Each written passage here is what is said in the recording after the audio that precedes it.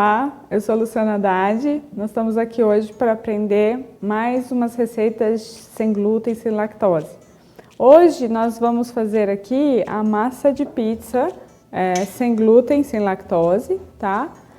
Feita de farinha de arroz integral. Eu tenho aqui a fécula de batata. Eu vou falar um pouquinho do psyllium, tá? Que é uma fibra natural. O fermento biológico, hoje eu vou usar o seco, que eu acho mais fácil de ser encontrado e mais fácil de ser preparado também. Eu tenho aqui açúcar demerara, o sal rosa, que eu uso bastante aqui, e azeite de oliva extra virgem, de vidro escuro, de preferência. Então vamos falar um pouquinho do psyllium, né? Para que serve o psyllium? O psyllium é uma fibra natural, rica em nutrientes, mas a maior vantagem do psyllium é o que ele dá ele espessa a massa, ele cria uma liga que une a farinha de arroz com a fécula de batata. Essa é a maior função dele, ele incha e gruda, né? Ele faz a função de grudar uma molécula na outra para que essa massa possa esticar, tá? Coisa que só o glúten faz. Então, e o fermento, os dois têm essa função. O fermento, em contato com a água morna ou com a água fria, qual é a função do fermento? O fermento serve para que, um bichinho, né? Tá cheio de bichinho aqui, tá?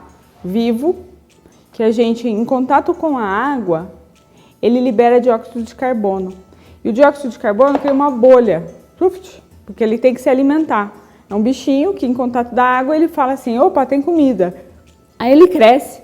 E aí em contato com o açúcar, ele fala assim, preciso comer, né? Preciso crescer. Então ele cria uma bolha, que são os alvéolos dos pães, das massas. Então essa é a função do nosso fermento aqui, criar os alvéolos. Mas quando a gente mistura o fermento biológico com certas farinhas, e não tem um ajudante, esse aqui é o nosso ajudante, esse aqui é o nosso coringa dessa massa, tá? Que é o psyllium. Ele vai fazer essa função junto com o fermento. Então, um vai unir e o outro vai expandir. Por isso que muitas vezes a gente faz massa sem glúten, sem lactose, e a nossa massa fica achatada, fica dura, né? Fica seca, não cria aquelas alvéolos que a gente vê nos pães tradicionais. Então, a gente tem esse casamento feliz aqui, que é o psyllium com o fermento biológico, que vai fazer com que a nossa massa expanda, tá? Aqui eu tenho 450 ml de água, mas eu não sei se eu vou usar toda a água. Sempre a gente usa aos poucos a água em qualquer receita e qualquer líquido em receitas funcionais. Ou receitas que eu tenho isenção da farinha de trigo, tá? Ou da aveia, porque o glúten, até a gente achar nas receitas o que o glúten faz, que é a elasticidade, a gente tem que usar muitos artifícios, buscar muitos ingredientes na natureza para que a gente substitua essa proteína que foi criada pelo homem, que é injetada no trigo e que faz tão mal às pessoas. Então, a água aqui, ela tem uma função, ela vai se unir ao psyllium e vai expandir. Ela vai fazer o psyllium crescer, como se fosse um trigo, né? Quando a gente põe água no trigo para o quibe, por exemplo, ele não expande, ele cresce. Isso aqui vai acontecer com o psyllium. Por isso que vocês vão ver eu colocar água, eu vou pondo água aos poucos, para a gente poder dar tempo para o psyllium crescer, para ele expandir, tá? Porque às vezes posso pôr água de mais ou de menos. Mas a receita que está aí, ela é quase 99,9% exata. O que varia? A farinha de arroz integral. Ela pode ter uma variação de secura. Tem marcas e marcas, né? Tem várias marcas no mercado. É muito fácil, às vezes, a gente pegar uma marca pronta e falar assim, vou usar isso aqui para fazer o pão. Ela já vem uma massa pronta, certo? Só que às vezes lá em Rondônia, em Roraima, ou às vezes numa cidade onde você mora, é difícil você achar uma marca que você goste. E normalmente elas são bem mais caras. Então, a gente opta pela farinha de arroz integral misturado com a fécula. Por quê? Porque a dificuldade das pessoas acharem um mix de farinhas prontas em qualquer lugar do Brasil, tá? E qualquer pessoa pode achar isso aqui em lojas de produtos naturais ou pela internet, é mais fácil, tá? Então, o que pode variar? A minha marca de farinha de arroz integral, tá? Umas podem estar mais secas, porque o arroz é de uma safra X ou Y, e essa farinha ela pode me dar uma diferença de 5 gramas, de 10 gramas, tá? Tem essa diferença, Luciana? Tem essa diferença sim. De marca para marca tem muita diferença, tá? Às vezes tem mais fibra do arroz nessa aqui e outra marca às vezes tem menos fibra. Ah, qual que você gosta de trabalhar mais? Eu não falo marca, porque às vezes tem marca que tá boa, tem outra marca que tá boa, depende da época, tá? Então é farinha de arroz integral, tá?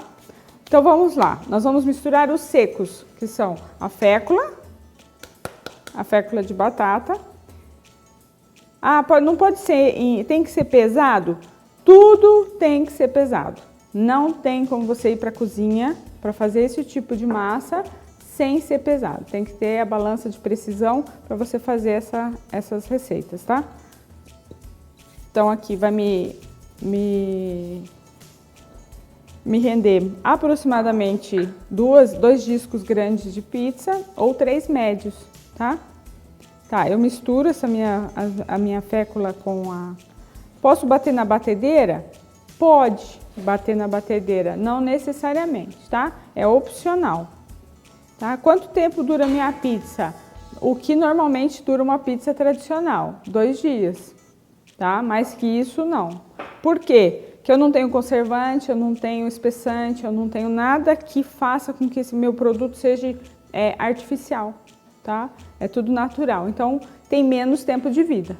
Como eu sempre tenho dito nos nossos cursos de funcional, as coisas que a gente faz e que quem quer uma alimentação saudável, mesmo quem é celíaco ou não, quem quer ter uma vida mais saudável, quer ter um resultado de academia, quer diminuir as suas cefaleias, seus problemas gastrointestinais, problemas de artrose, artrite, enfim, várias patologias que estão ligadas à alimentação, tem que ter a consciência de que é uma alimentação de tempo de durabilidade menor. Eu ponho o meu Psyllium aqui, vou colocar todos os meus secos agora, tá? Só o meu fermento e o meu açúcar que eu não vou colocar. Eu vou colocar o sal aqui. O sal não pode estar em contato com o fermento seco, tá? Nunca eu misturo o meu fermento seco com o sal. Por quê? O sal inibe a ação do fermento, tá? Ele é inimigo desse fermento seco, ok? Então eu vou pôr aqui meu azeite. E aqui eu vou colocar no meu potinho um pouquinho de água. Vou colocar meu açúcar aqui e vou pôr meu fermento aqui. Para que eu estou fazendo isso?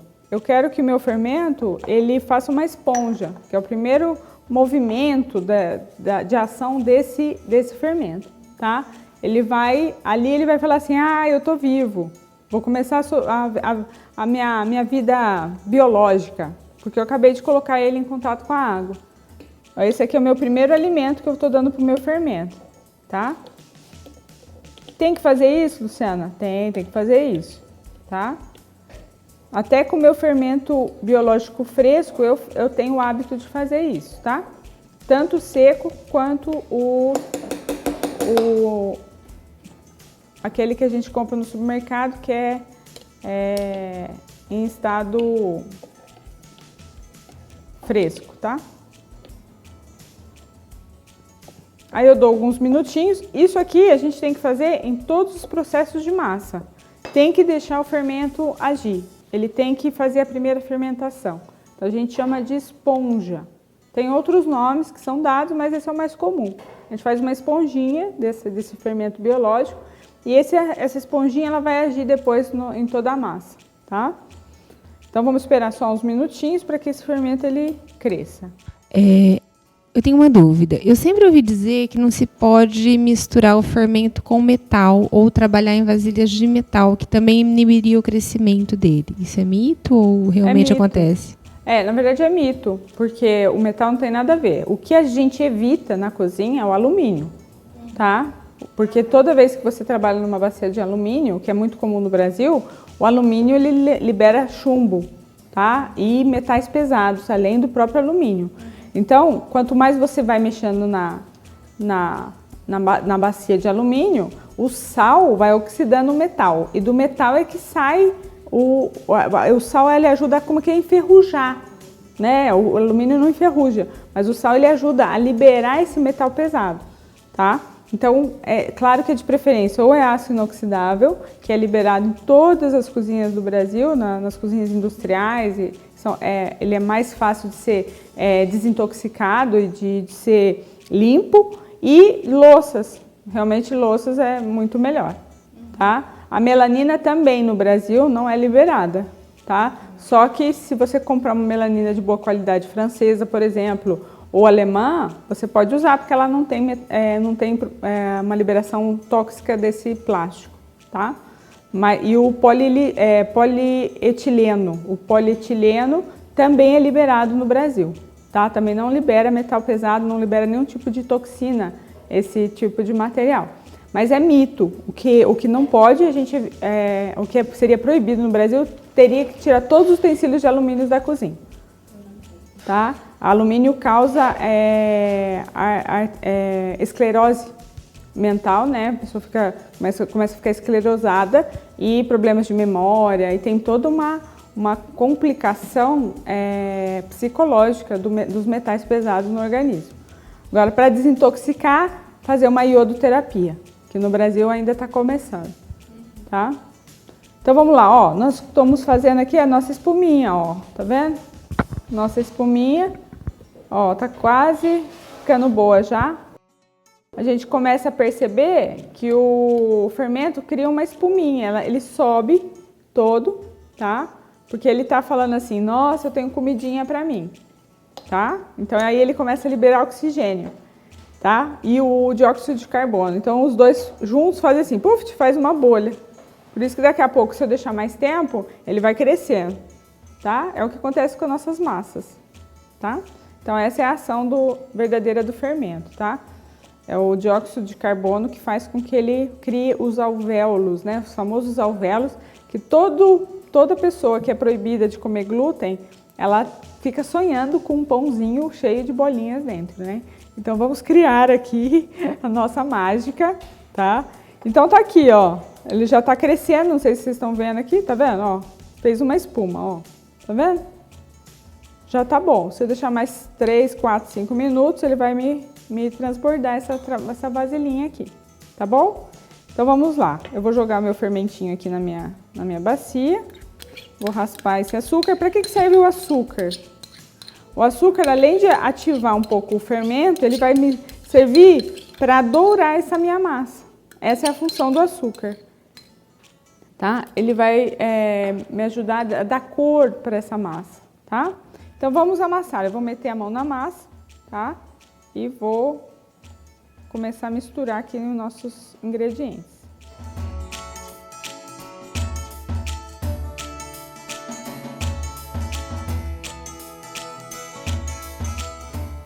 Ó, parece que a massa não tá soltinha, ó. Chega, né, Lu, de colocar água. Olha o tanto de água que sobrou. Sobrou não, tem que colocar tudo, tá? Não pode deixar de colocar toda a quantidade de água que a gente tá na receita, tá? Porque se eu terminar aqui a minha receita e não colocar essa água, dá a impressão ela vai ficar dura. Conforme vocês vão fazer todos os dias ou toda semana, vocês vão perceber que se vocês diminuem a água, a maciez da massa, ela diminui também.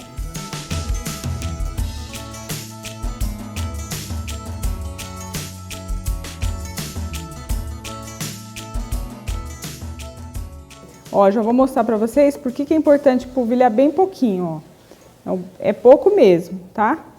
Ó, a massa tá quase inteira já, ó. Tá vendo? Quem viu aqui em cima, no vídeo, viu que a massa tá quase pronta, olha aqui.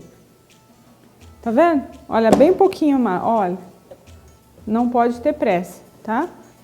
Agora eu vou deixar ela descansando, vou passar um plástico filme em cima e vou deixar ela descansando, uma meia hora. Tá aqui a minha massa, ela já cresceu, tá? Vou pegar uma porção dessa massa. Ó, se você reparar aqui no vídeo, vou virar ela aqui. Olha como é que ficou furadinha. Então vamos lá, eu vou abrir minha massa de pizza.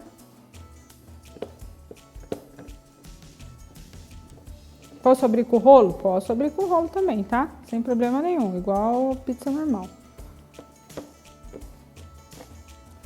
Lembrando que essa aqui, ela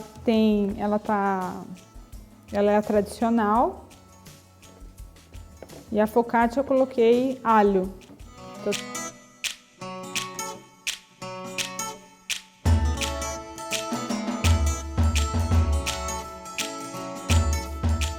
Primeira regra de uma boa pizzaria é o presunto. Vou colocar o presunto por baixo.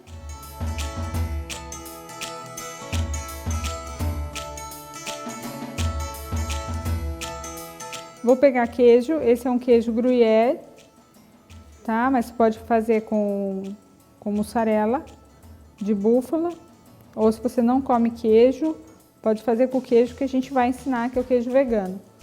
Pode cortar ele tudo em quadradinho e colocar. Se você não come leite de maneira nenhuma, põe só presunto, tomate, uma calabresa, um bacon. Aí eu venho com o tomatinho. Também eu vou usar cereja para ficar mais delicada a nossa pizza.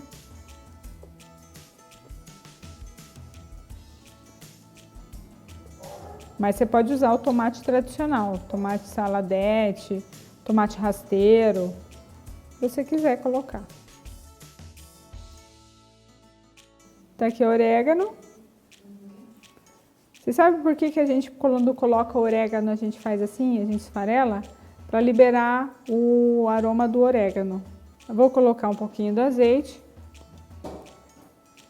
e vamos para o nosso forno. Massa é a regra de qualquer massa. Regra de qualquer massa, forno quente. Você não faz, a melhor pizza não é feita no forno a lenha? Então teu forno tem que estar a 300 graus até derreter esse queijo e a massa tá assada. Assou, derreteu o queijo, tá pronta a tua pizza. Tá aqui, ó, a nossa pizza já tá assada, tá? Vou abrir ela. Ó, tá vendo a crocância? Tá?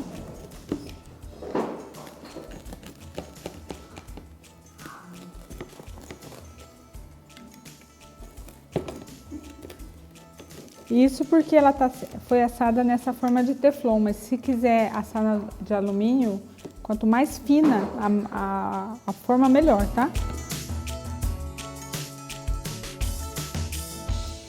Tá aí nossa massa de pizza. Vamos cortar aqui só para ouvir o barulhinho, ó. Tá? Tá aqui a nossa paixão de todo brasileiro, uma bela de uma pizza.